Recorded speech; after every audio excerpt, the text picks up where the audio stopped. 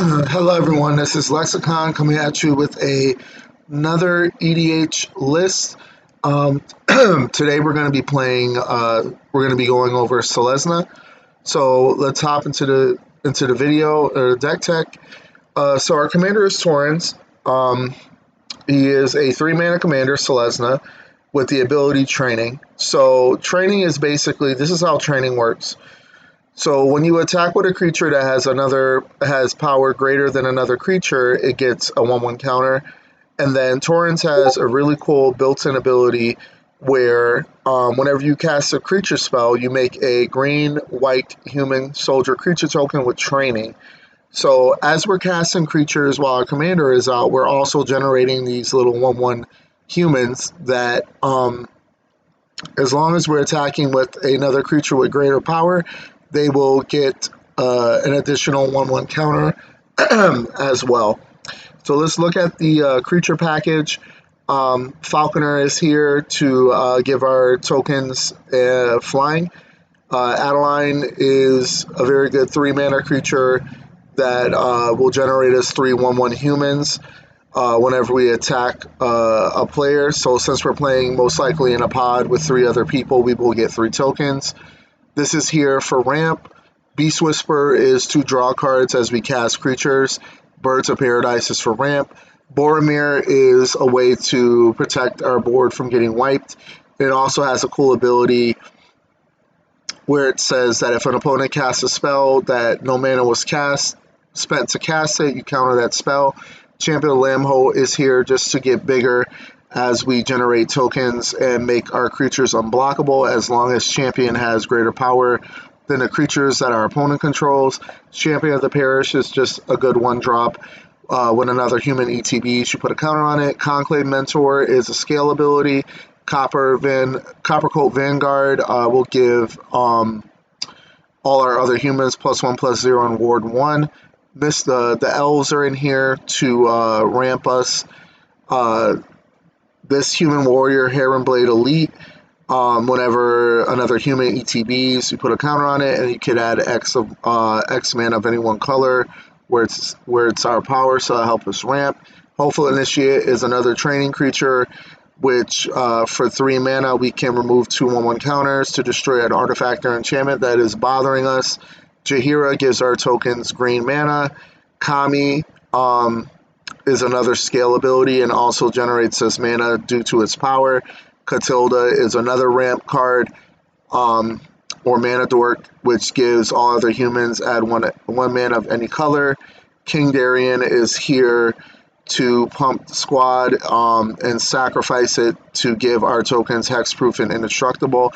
And also, if you can do the 5-mana ability, you can put a counter on it and make a creature token. Kodama is here to allow us to get lands from our deck onto the battlefield tapped as long as we connect with a modified creature, in which our case will be our 1/1 creatures. Luminarch Aspirin is a creature that allows us to put a 1/1 counter on another target creature we control. Mentor of the Meek is here to draw cards. So whenever another creature with power 2 or less ETBs, you may pay 1 if you do draw a card. Queen is here just to be a big body, and then she is also another scale ability or token generator, if you want to call it, because when we make a token, we will make an additional one. Rosie is here to generate us a food token, and then whenever we do create a token off our commander, we can put a 1/1 counter on another creature other than this.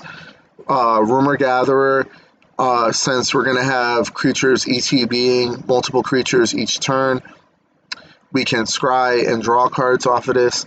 Sigarda allows us to cast humans off the top of our library. We can look at our top card, and other permanents we control will have hexproof.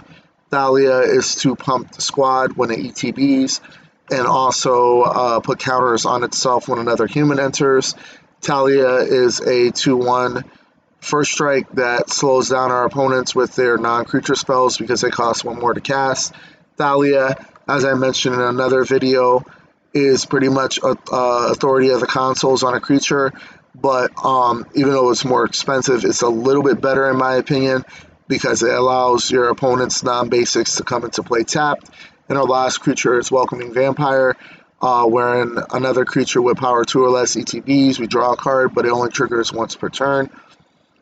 For sorceries, we're going to be playing Collected Effort to try to use multiple modes to either destroy a creature with power 4 or greater, destroy an enchantment, or put a 1/1 counter on each creature. Cultivate is for ramp, Harmonize is for draw, Harvest Season is for ramp, Kodama's Reach is for ramp, Nature's Lore is for ramp, Overwhelming Stampede is our end game win con to try to kill our opponents with creatures that are going to have XX, where X is the greatest power, and then also Rampant Growth for ramp. Call of the Coppercoats is to generate tokens. Clever Concealment is kind of similar to Teferi's Protection, but it does allow us to phase out all our creatures if we need to, so we can declare blockers and then phase them out so we don't take damage. Floss Maneuver, if we control our commander, it's free, gives our creatures indestructible, and if we don't control our commander, we can still pay 3 mana to protect our board. Generous Gift for removal, Path of Exile for removal, Rootborn Defense for protection and populate, Unbreakable Formation for indestructible, and 1/1 counters. 1/1 counters during our main phase if we do cast this. And then for rocks, we're playing Signet, Commander Sphere, Selesnya Signet, Soul Ring, Talisman of Unity. We're playing the Lightning Greaves and the Swift Boots for protection for our commander, most likely. Ozolith is in here for scalability, and also you can pay 2 mana to put a counter on something to get another counter. And then Skull Clamp is in here to draw us cards if our creature dies. And then Throne of the God Pharaoh is one of my favorite cards because it's a 2 mana artifact that will drain our opponents equal to the number of tap creatures we control at our end step. For enchantments, we're playing Beastmaster's Ascension.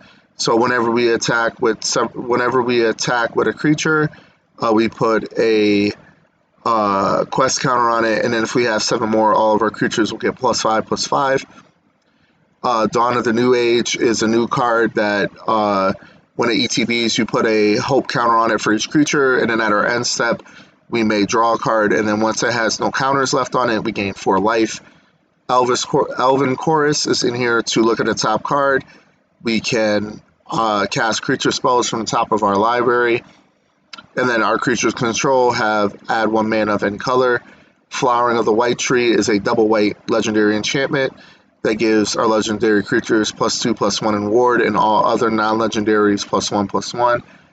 Folk Hero is here because whenever we cast a spell that shares a creature type with this commanders, draw a card. It only triggers once per turn. Guardian Project for draw. Intangible Virtue for a buff and to give our tokens vigilance. Toski's Welcome,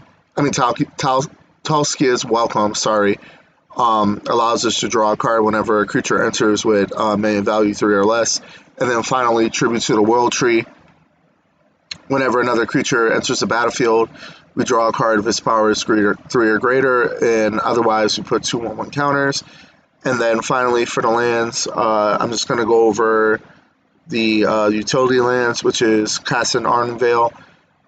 You can tap 4 to tap this to make a human, and Castle Garenbrig will allow us to tap 4 to add 6 green mana, but we can only use it on creature spells. Manators to draw cards if we attack with 2 or more creatures. The Shire will generate us a food token if we tapped an untapped creature. And then we have 2 hideaway lands, which is Windbrisk Heights for hideaway 4. And then whenever you attack with 3 or more creatures, you can pay a white to tap this to cast a card for free.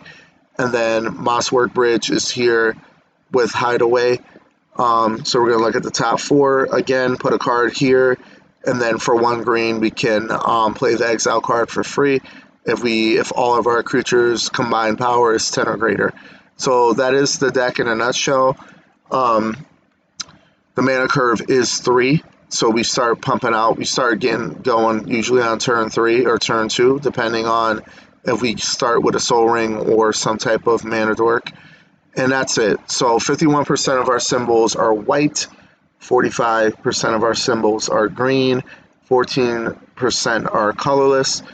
Um, this deck is a bit on the more expensive side from the ones I typically do, but there were so many cards I wanted to include to make this deck really strong, synergistic, and I think we got there. I played it a couple times on Moto and I had a good time with it. I was doing a lot of things.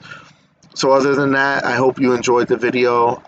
It will be on YouTube and Tumblr now, since I did make a Tumblr, and you can watch the video there. The links to all my social media and my Mox Field will be there as well.